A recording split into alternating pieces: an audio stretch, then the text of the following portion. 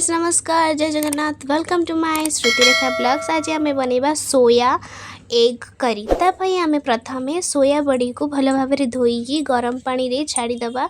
जी size थी तार double size hopper आम सोया बड़ी रे आम पकेबा क्वांटिटी देखिए आम अंडा पकेबा।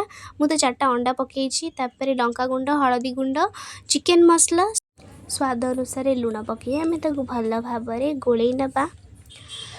जदि आपण मैंने ये आइटम को करिकी खाई ना तेबे थरे हेले ये आइटम करी खातु। तापर हम किसी समय छाड़ी नबा को तापर आम कड़े गरम करवा।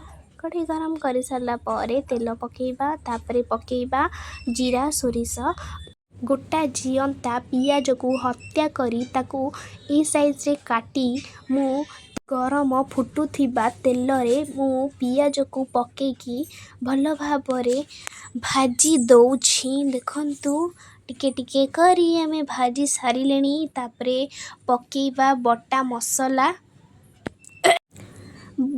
मसला रे टिके टिके पानी देई आमे पियाज सहित मिक्स करी भल भाबरे भाजी नबा।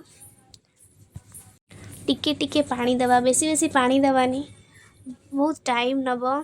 टिके टिके जस्ट टिके टिके पानी दबा और टिके टिके पटे भाजुतबा। भाजी आसिला परे मु शेष रे टिके पानी देली। तापर ता चारि साइड रे जो सब लागितला सब बाहर कर साले। देखंतु भल भाबरे बाहर सरला। तापर हमें जो रखिथिले सोयाबीन ताको हमें पकेइबा।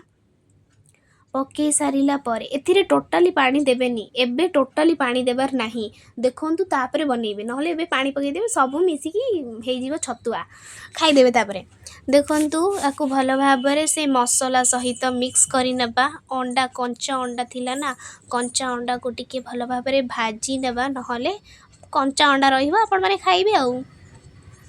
देखंतु भल भाबरे भाजी सारला परे आमे अल्प पानी दबा बेसी दबानी।